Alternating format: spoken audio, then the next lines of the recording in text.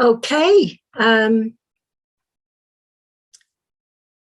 we will look at starting.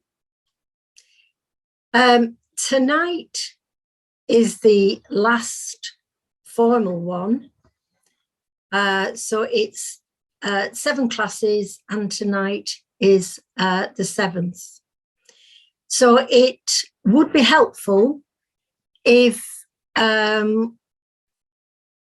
we can have some indication, if anybody, it doesn't matter if it's only one person, but if anybody thinks that they would like the opportunity for an open discussion next week, more open questions and answers. I won't actually be preparing anything as such, but we can ask some more questions, perhaps in smaller numbers. People can come in, ask a question and go off again if they wish.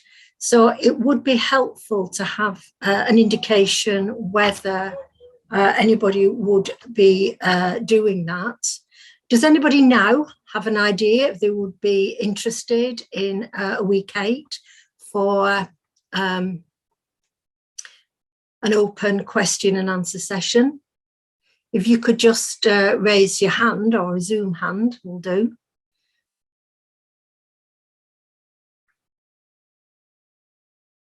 Okay, yeah. So we've had 1 or 2 people, so we'll do that because it doesn't matter how many, it's just if anybody. And I've had a few people saying so yeah, we will do that next week. Also, can I remind you, if you've got any questions, to put them into the chat box for Lavinia from the Buddhist Society, not to me, because I find it difficult to manipulate talking and slideshows and looking at the questions as well. So I would appreciate if you could send them to Lavinia, please. Okay. Still got a few more people coming in, but we're beginning really, aren't we? So let me start the clock so I have an idea how we're doing for time. Okay, so as usual, if we just want to settle ourselves in to now and grounding ourselves, we are putting our awareness, our attention on the body. So the weight of the body, maybe move shoulders or see where there's any tension. Feel the bottom on the seat, the feet on the floor, clothes on the skin. Maybe any sounds. And then the actual sensation of breathing. So maybe take a few intentionally deeper breaths.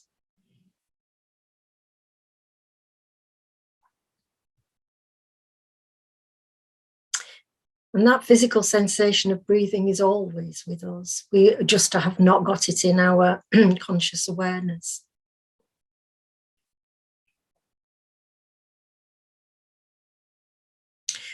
Okay, let's move straight on. I'm going to share the screen. Okay, so we are on lesson 7. We're going to talk about meditation this evening, formal meditation, actual sitting practice, and then a few pointers as to what you can do next if you have found these lessons useful. Bearing in mind that we've agreed that we will have a lesson 8 where we can talk about that perhaps in a little bit more detail and more personally for people. So,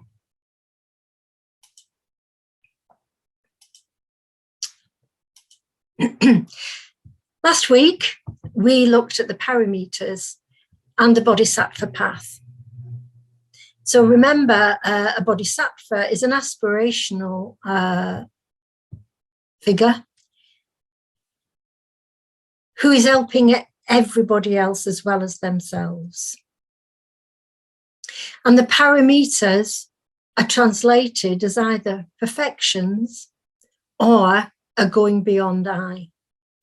So perfections in that they are a practice that is perfecting the noble qualities that we have. Going beyond I, because sometimes there are things that we don't want to do, things that we don't like. And this is obviously tied up with the bodhisattva path, who isn't just me, but actually very concerned about others as well. So you had a homework that was to put something small, like paper clips, for example, a few of them in one pocket. And this exercise was devised by one of the senior teachers of the school that I train with. And it was to notice when anything in the day made you feel, no, don't want that, don't like that.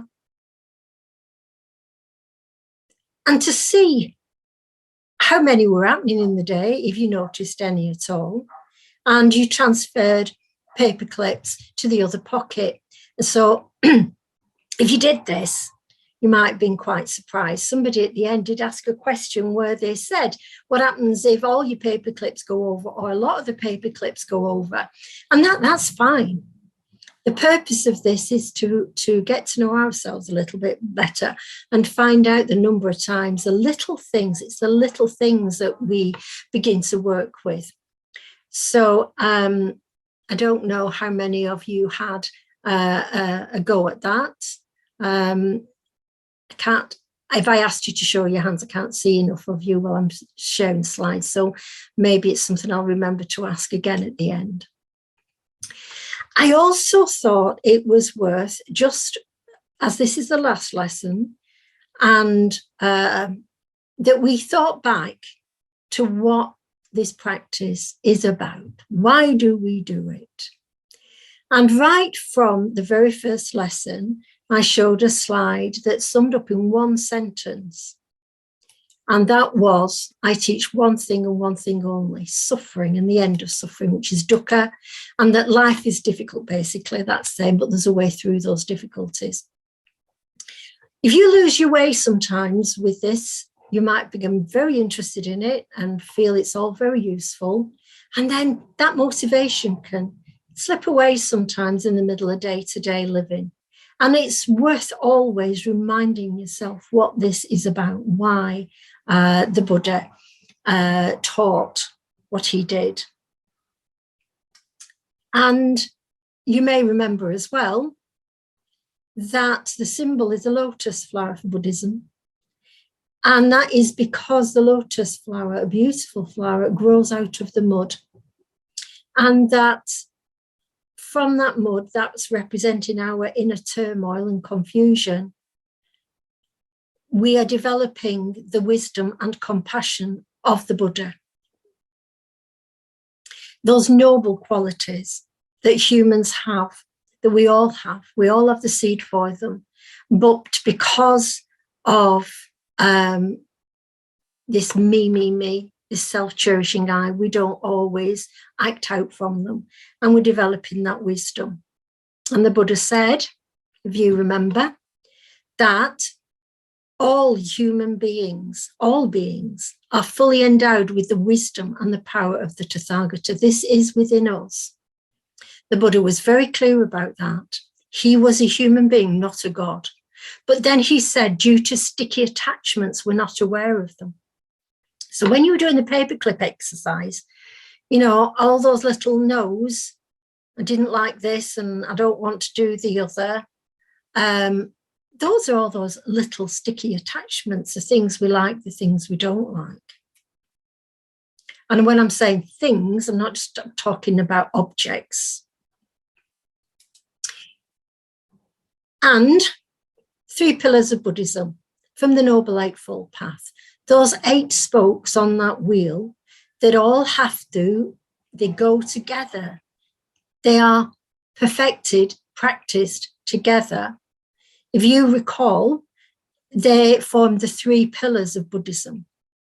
And we have the wisdom, prajna, which is right view or right seeing, or clear seeing is perhaps a good translation for us, seeing things clearly.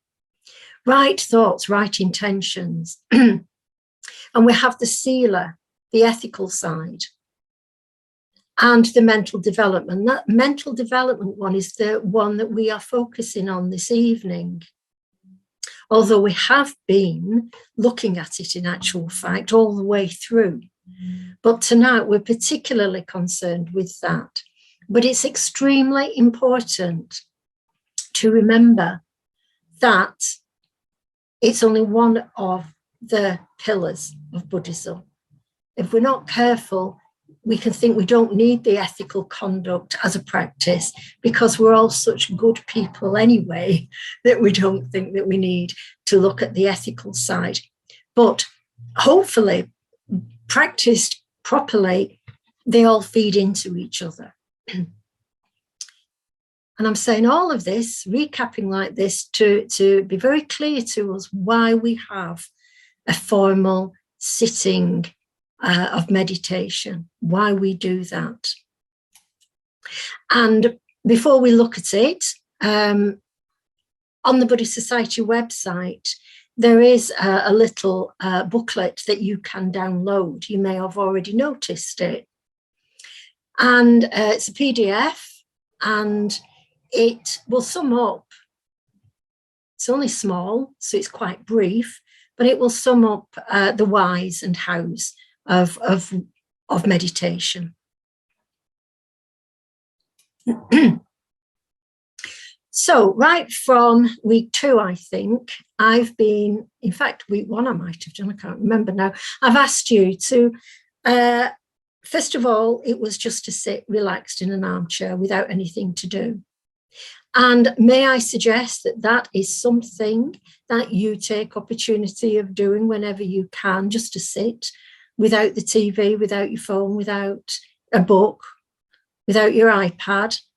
I'm listing all the things that I have the problems with. I don't know what yours are, but those are mine. And it's worth doing quite as a frequent habit.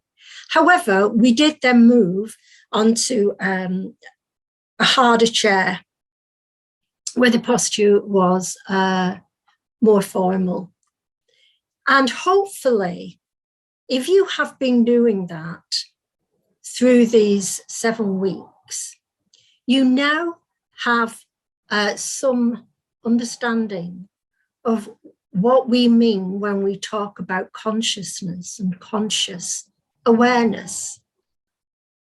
Because it's the cultivation of awareness that's important as part of the meditation process. And I also want to remind you about the Dhammapada verse 1 that I used last week. And it says, all that we are is a result of what we thought. It is founded on our thoughts and made up of our thoughts. If a man speaks or acts with an unskillful thought, suffering follows him as the wheel follows the hoof of the beast that draws the wagon. So those thoughts precede action and speech. All thoughts? Is Buddhism telling you not to have a thought? That's impossible. You cannot stop thinking. And actually, thinking is a wonderful tool. It's what's made human beings so successful. However, what we are concerned with are the thoughts that have an emotional base. We're not talking about the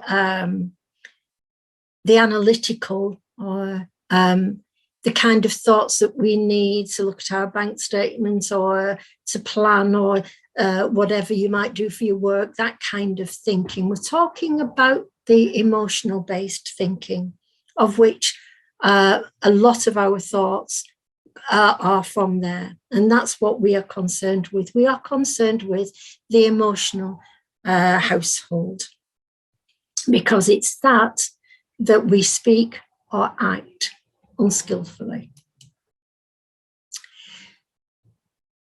So why meditate?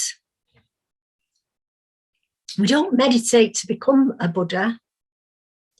It's what Buddhas do. They have this awareness and the clarity of vision, and we are cultivating it. And there are two aspects to meditation: formal sitting meditation. We have the samadhi, which on the Eightfold Path is sometimes translated as concentration.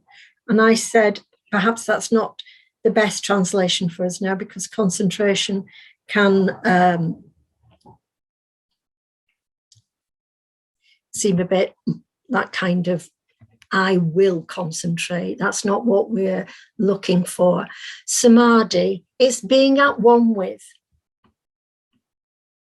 So when over the sitting in the armchair, and then when we went onto a dining room chair, for example, I asked you to focus your awareness on the breath and stay with that and not get dragged off with all the internal chatter.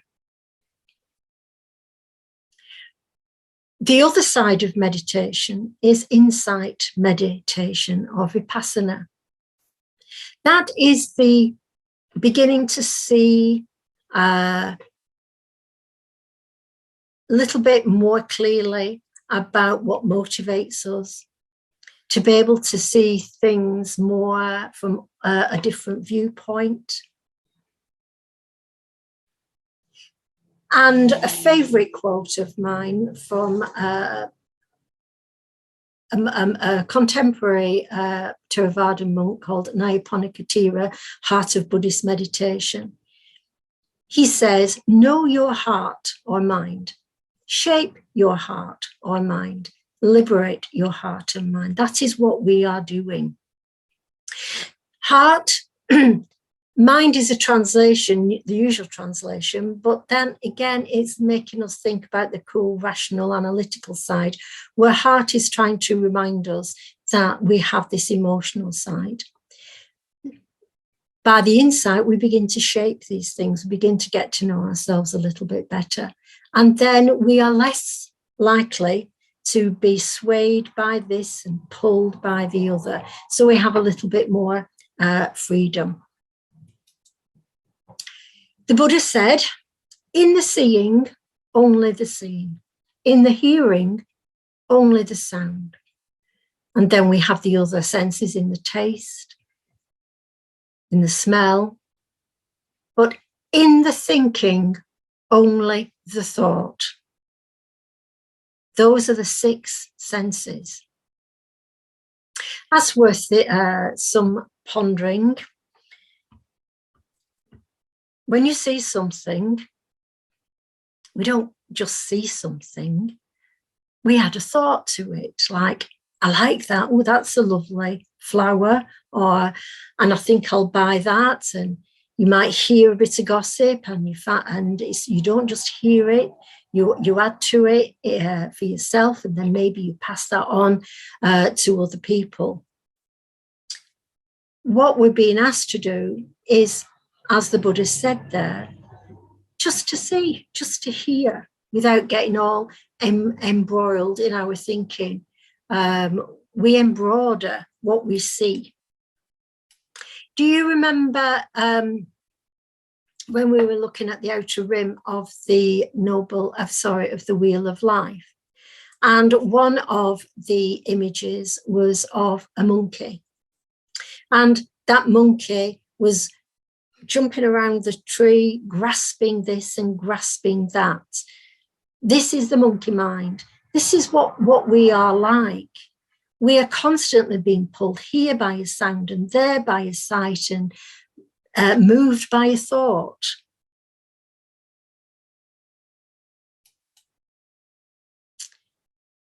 And we have thoughts, they branch. One thought can become a whole tree. And it's that we're looking at. This emotionality, it clouds our vision. We're swayed and carried away by anger or by what I want. And sometimes it's not very comfortable to look at these things for ourselves. So this practice can involve quite a lot of courage. Sometimes things can get quite difficult. You might not like always what you're finding out, but there's no judgment with it. This is what it is to be part of being a human. So we are calming or quietening the heart, and that is often represented by muddy water, that if it settles, you can see more clearly. So the first part of any meditation practice is that quietening of the heart, or the calming of the heart. And then we are cultivating awareness of body awareness, which we've started every week with.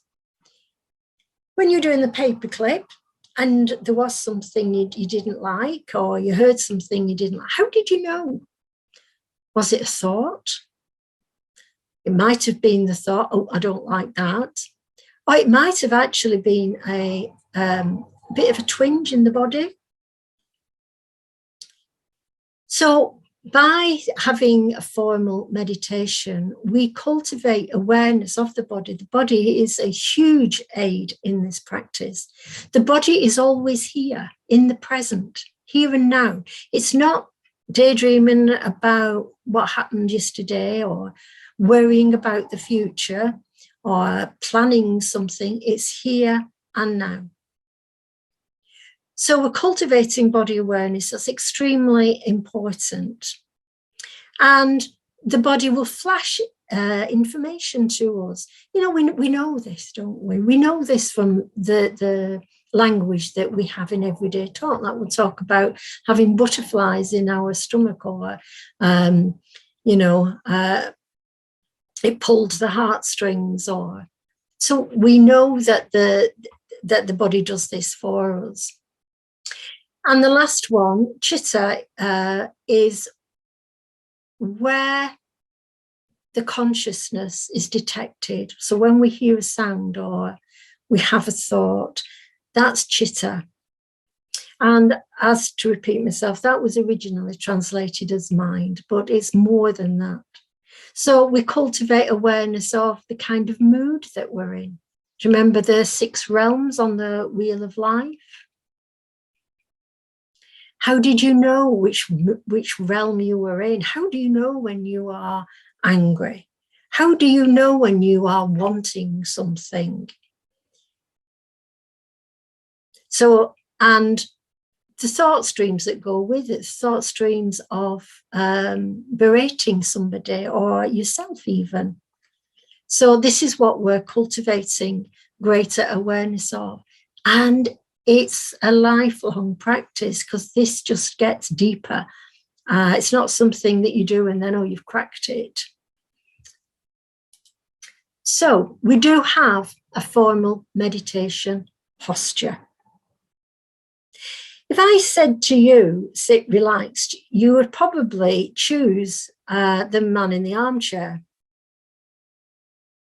But funnily enough, that would probably be quite an uncomfortable position to keep for any length of time. When we sit formal meditation, we sit for long periods, and we sit as still as possible. So we need a posture that enables us to do this.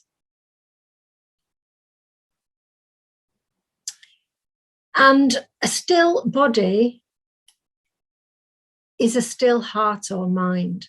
Experiment with these things. See if you can sit for longer periods. Well, hopefully you've had some experience of it now, because I've asked you to do those things. Maybe sitting in the chair, the dining chair, has been easier for a longer period than in the armchair. And you also feel more alert. If we slump down and slump over, then that affects our mood. So we have some meditation postures. Now, I am aware that some of you may well be experienced meditators, but I'm particularly talking to those people who haven't got a regular meditation practice. And if you have, then it might make you just review your own that you already have. So we need a posture that's alert, that is stable, that we can hold for comfortably for more than just 10 or 15 minutes, to keep still.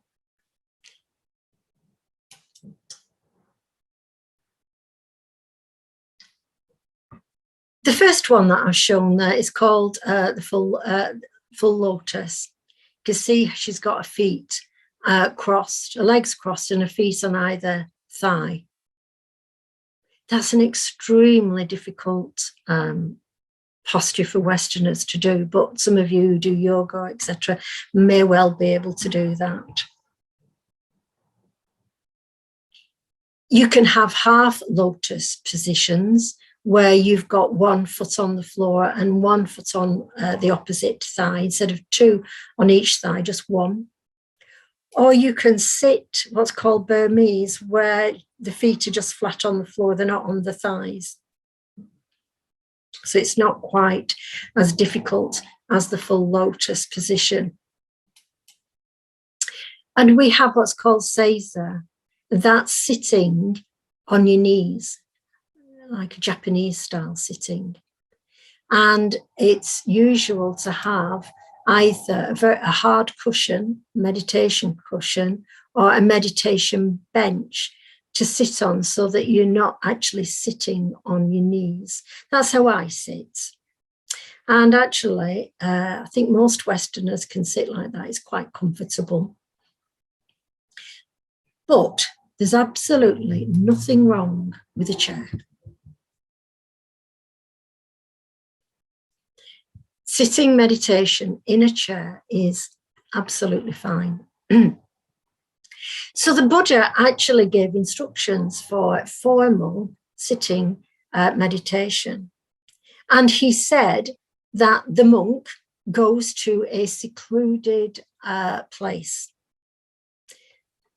So he's actually saying that you go somewhere quiet to do this. It's not really going to be as beneficial if you sit in front of the television doing this, or you sit with other people who are not doing this. Other people are chatting and socializing. Wouldn't be appropriate for you to sit and do a formal meditation.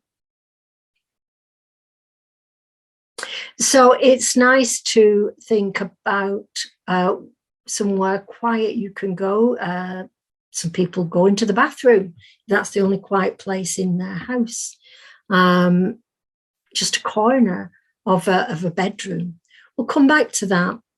The Buddha also said that the monk sits alert and straight.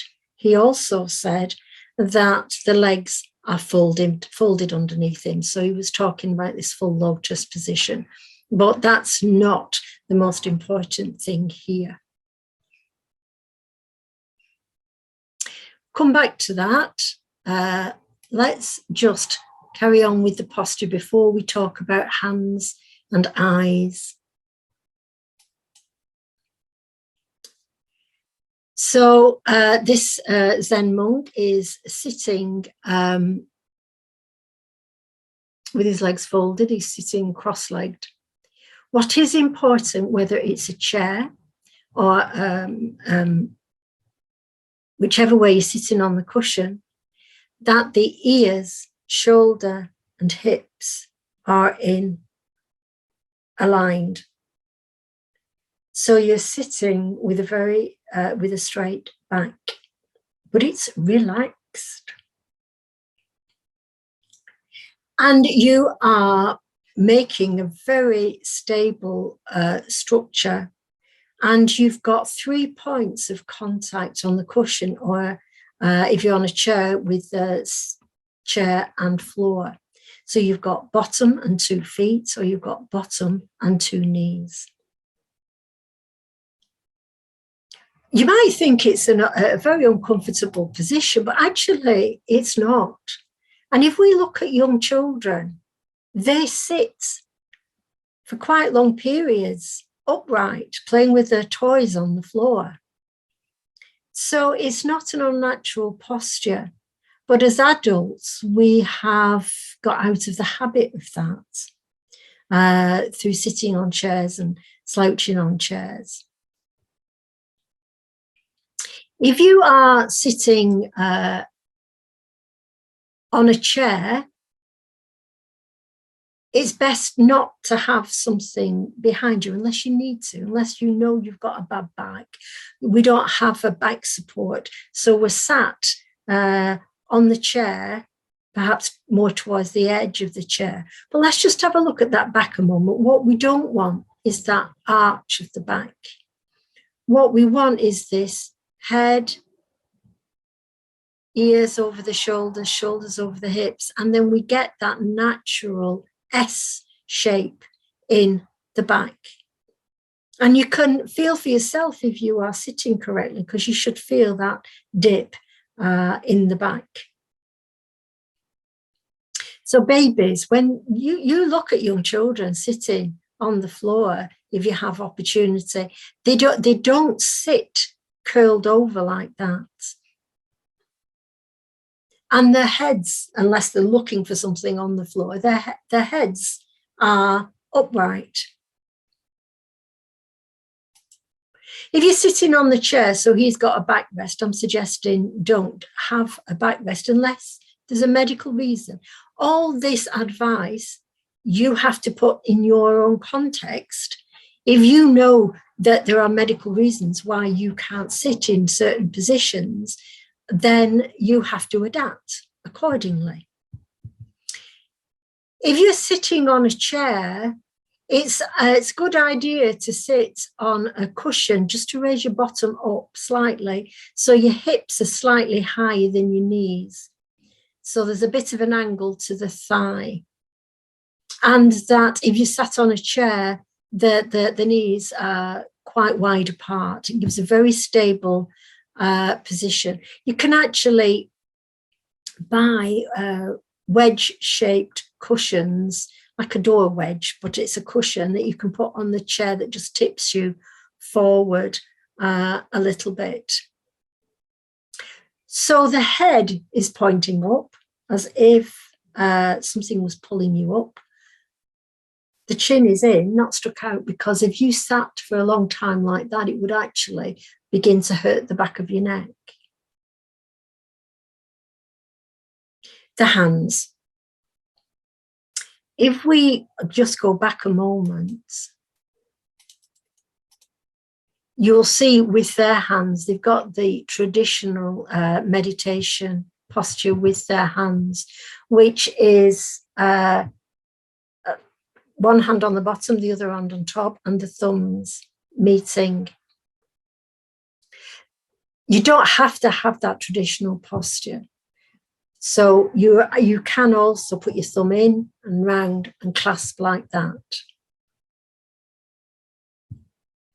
which is personally what I find more comfortable. But also it is a little bit of when in Rome. If you join a meditation group where the rules are you sit with your hands in a certain position, then as long as it's sensible, always go into these things with your common sense. You are the judge. Then you follow that. The teeth, the lips are together, but the teeth are probably slightly apart, and the tongue is behind the back of the teeth.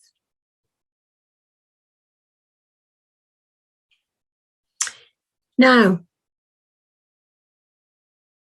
we sit like that for however long you've decided you're sitting is going to be for.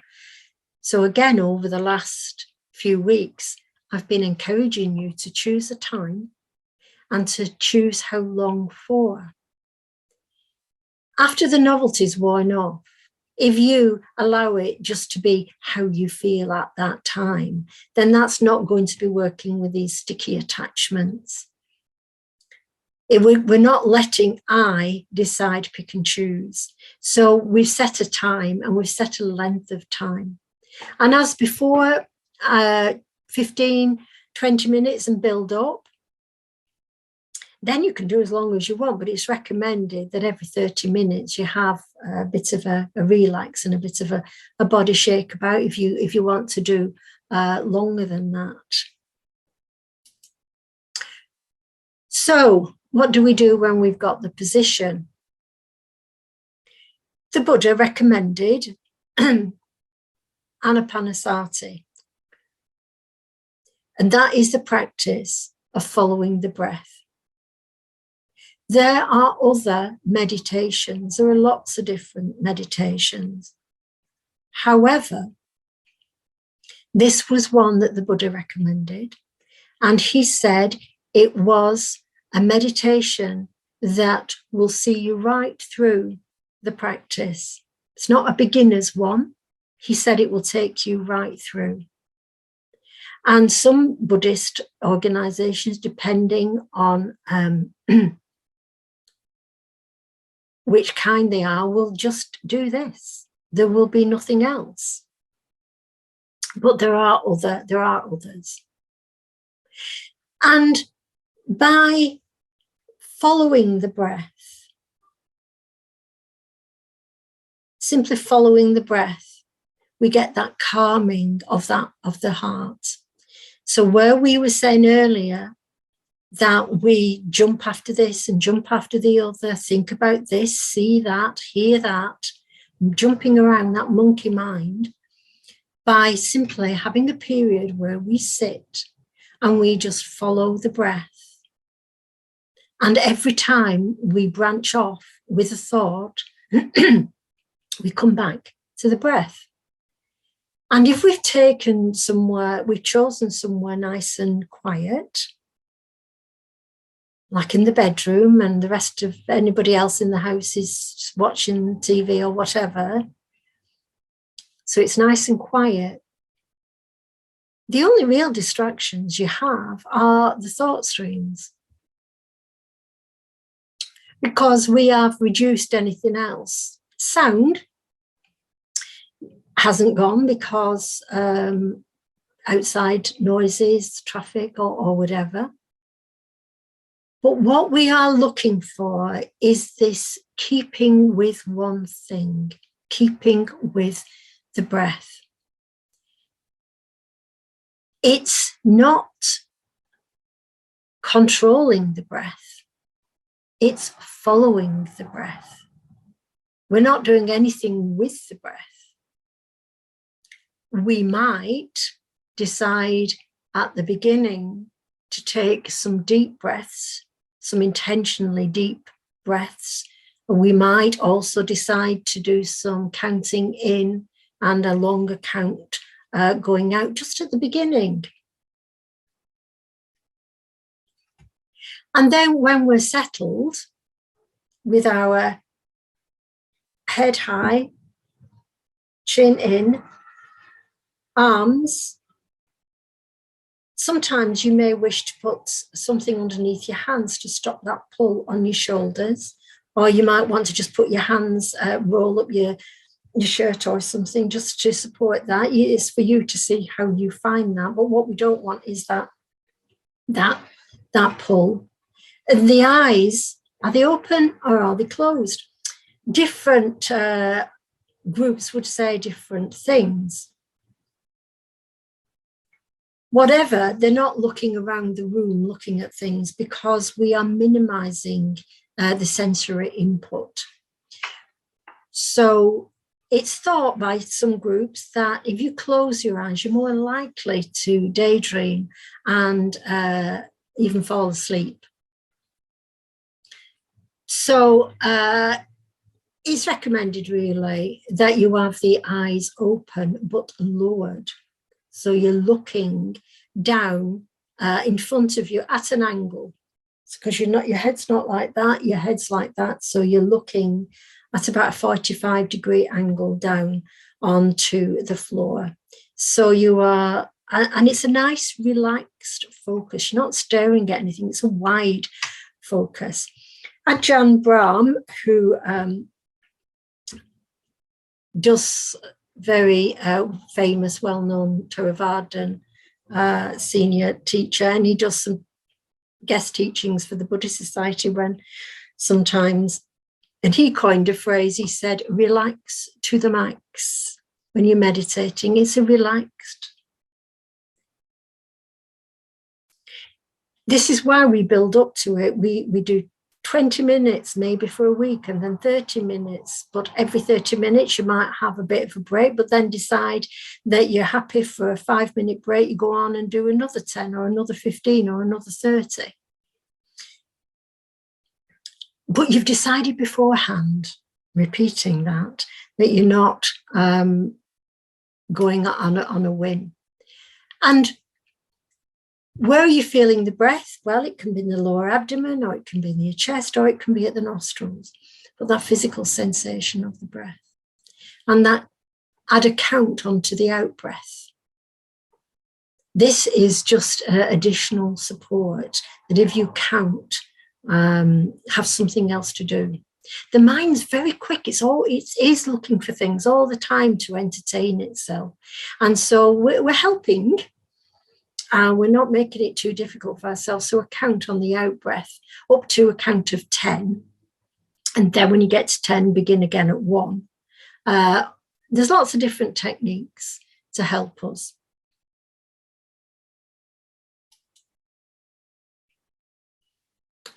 So if this line Z is a sensation of breathing, that is what we are giving attention to. And we will find that we'll have a thought. And it could well be that the thoughts go into another thought, and bigger thoughts and more thoughts. But at some point, if we're sat correctly and we're focusing on the breath with the count on the out breath to help, there will be an awareness that we've gone off in these thought streams. It doesn't matter where the awareness comes in that we have lost that attention with the breath. It doesn't matter. It's just a coming back to it. And it's very relaxed. There's no telling yourself off, because actually what we are cultivating is the coming back. That's the muscle that we are building. It might be that it's not a thought stream you go into, but actually you don't know where you've gone, in some kind of sleep, sitting up. It doesn't matter, but it's just the coming back. And it doesn't matter how many times you're coming back. It is the coming back that is important. So it's not about keeping to the breath with this iron will, which is the word concentration can have that about it, really. It's not a kind of self-control. It's a relaxed. Thoughts coming up, they are a natural manifestation of our life energy. There's nothing wrong, but we don't want to be dragged around by them or chase after them and not appreciate what is being said to us by them.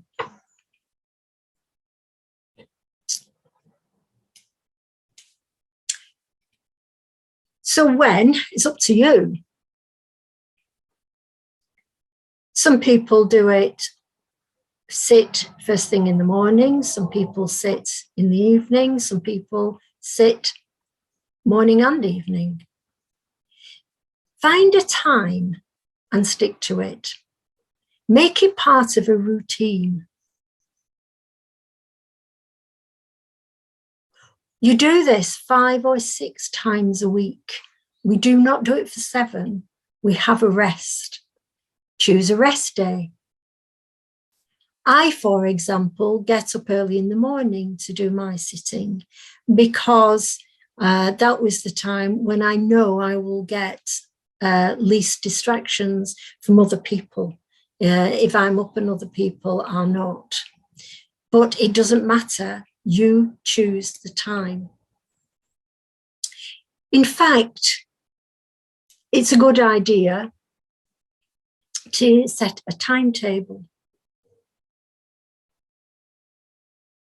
A time to get up, a time to meditate, a time to have your breakfast, a time to go to bed. We work very well, humans, with routine. And if you have a time to do it, those arguments with yourself of, I don't want to do it now, I don't want to be bothered, will happen less often. They will happen, but they will happen less often.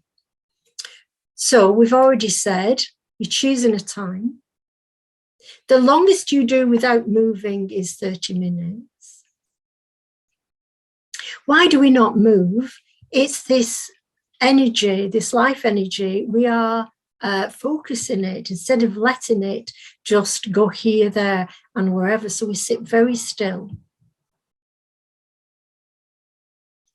You might feel, and again, this is a tool, it's not something you have to do, but you might feel that where you are going to do your regular sitting, that you want to have maybe a picture or a little Buddha statue, maybe a candle, some flowers, maybe some incense. These are there to help. They're not magic. They're not going to, well, they are magic in a funny way because they help us to set a scene for ourselves. They help us to cultivate that frame of mind, but they are a personal choice.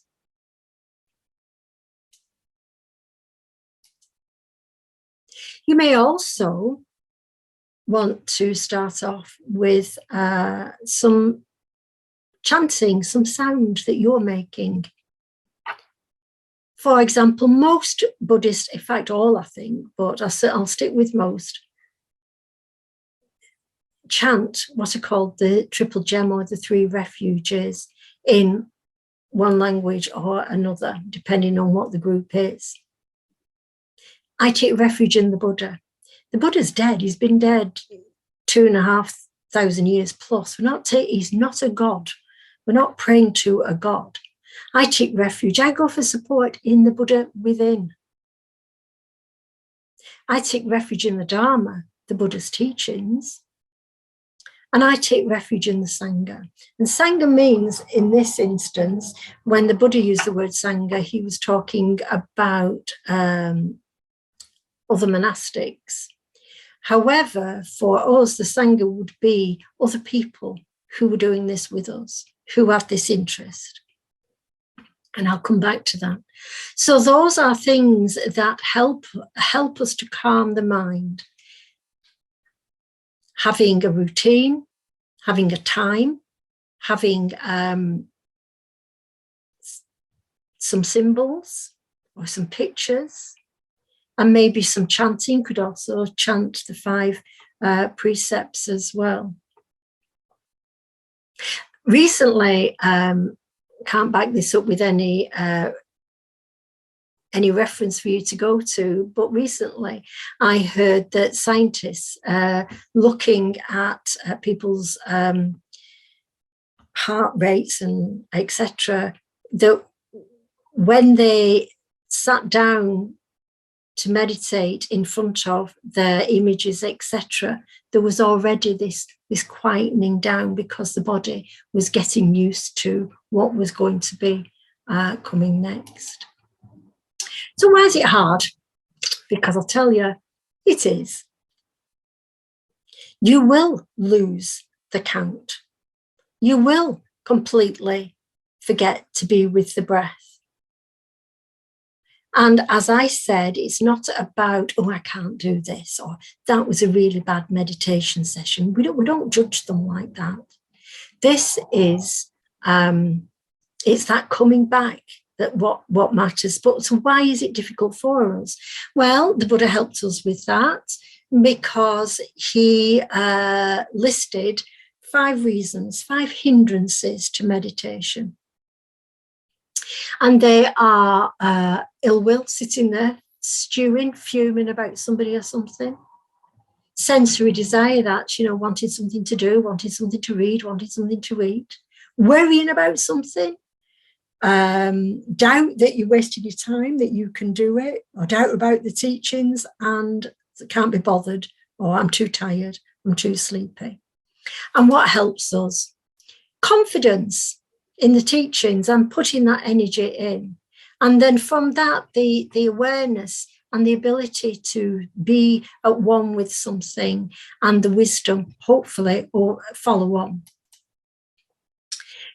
So what are the fruits of the practice? What do you gain? And I can say this from personal experience. You do get a different way of viewing things.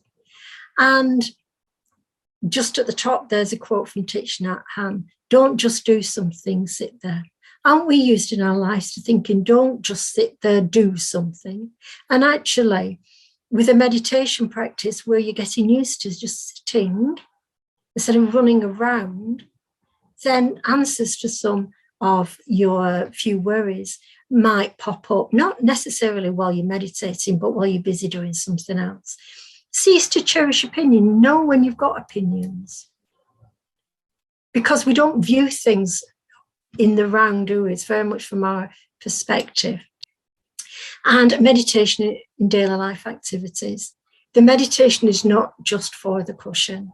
When you are doing other things, use the tactile sensations, use the sounds to bring yourself back and be at one with what you are doing, particularly if it's a job you don't like, for example, like the ironing. How often do we listen to the radio or watch a film or something and iron? But actually, this is practice, is asking you to stay with one thing. And it's all this quietening of the mind. So where to from here? Well, if you've been to everyone from the beginning, then, you're showing some commitment, you've enjoyed it, you must find it useful. So what kind of things can you do from here? Well, get your daily sitting established. Do some reading of Dharma books, but don't read them like a novel. I think we said that at the very beginning. Read short excerpts and just think about them and ponder them. If you can find other people to do this with, to sit with other people at least once a week is a very good idea. So it depends where you live, really, as to what's available for you. But the Buddhist Society, ever since COVID and Zoom, do such a lot now online, hence we can do this. But because you've now done the introductory course, you would be able to do, for example, the next course up, the first turning of the wheel. Obviously, there'll be a new timetable in September, but keep your eye on the Buddhist Society website. You need to be a member for some of these things, and it's not expensive. And I can recommend keeping in contact, being a member of the Buddhist Society. And that can be your base, even if you find local groups and things to practice with. The summer school, every August in Cirencester, I always go to that. It's not a retreat, it's more like a seminar, but there's teachings every day, meditations every day, but there's a lot of time to relax and talk to similar-minded people and make new contacts. So apparently it's not too late to book for this year. There are some lunchtime meditations taking place online at the moment on a Monday and Friday. I think they're open to anybody. In fact, somebody from here said that they'd been attending them. All these things are vital, especially if you've no one local to do it with. And then you've got Theravadan classes, but you have to be a member, a Tibetan class, Zen classes, and there's monthly Zen Sundays, which I don't think you have to be a member for. But again, the membership, it's not very expensive at all, and well worth it. So have a look on the website, especially when it comes to September, to see what there is, to keep that interest and that commitment going. So regularly associated with the Buddhist Society is the Theravada, and that's Amaravati, that's in Hertfordshire. And there's Jamyang, that's in London, and the Rinzai Zen Centre, that's in London. But you can have a look on their websites, depending on where you live. If you live in the UK, where you might find they've got affiliated groups, or they recommend have a group. There are other organisations at all also. Just do a lot of research is my advice. Okay, and we'll leave it there. And if anybody has anything to say or to ask.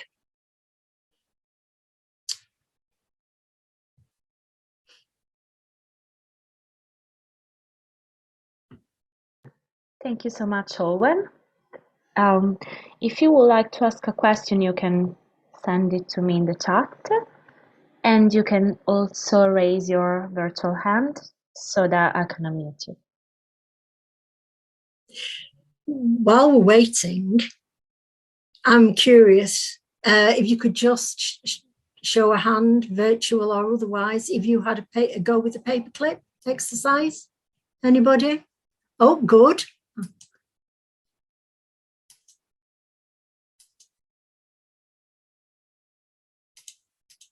Just having a quick flick through the.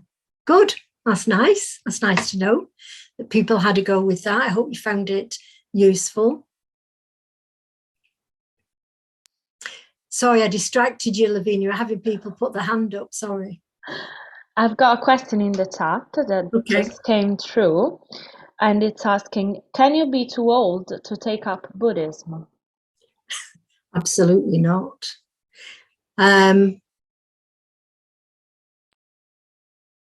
trying to think of a quote. I think it came from the Buddha, but I'm not sure that you.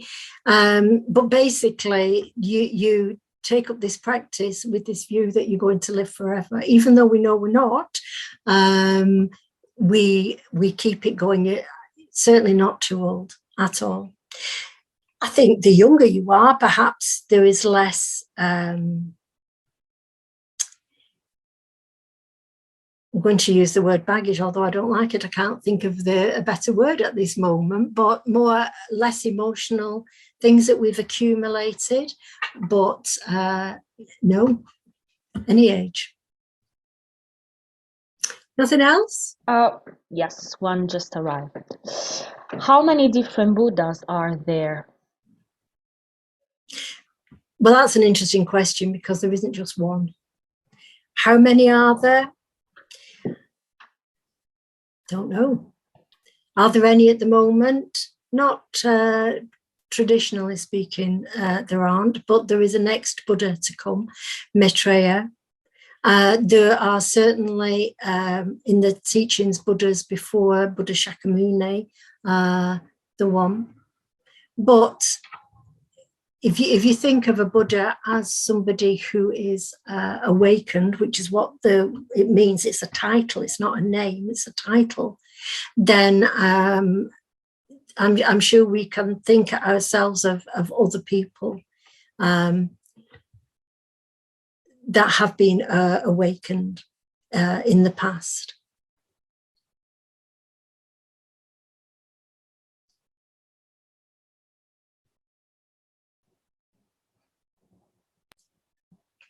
Thanks so much. Okay, I'm not sure if anybody wants to ask something directly.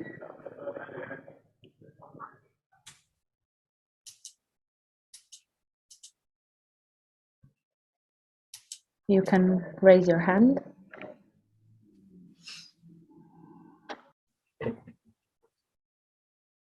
No, okay. Well, hopefully Sorry. One just arrived. It's okay. How many rebirths did the Buddha have to experience for enlightenment? I don't think he actually said that. He did say on awakening that he could see all his past lives. I don't think they were given in number, but there are the Jataka tales, aren't there, that are supposed to be tales of the Buddha's previous lives, but I don't think there's an actual number as such. But he did say that he could see all through his past lives.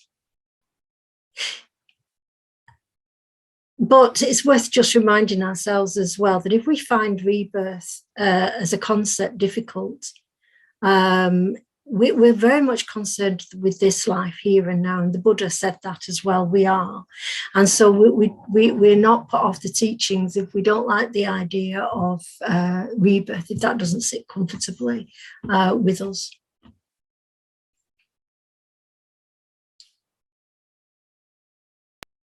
Thanks so much, Olwen. Okay.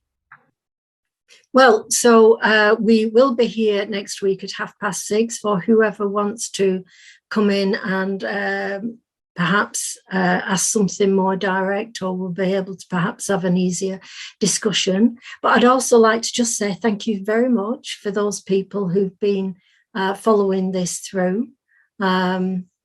It's been very interesting and enjoyable preparing this. So I hope it's been of use to people. Okay, well, thank you very much. Good night.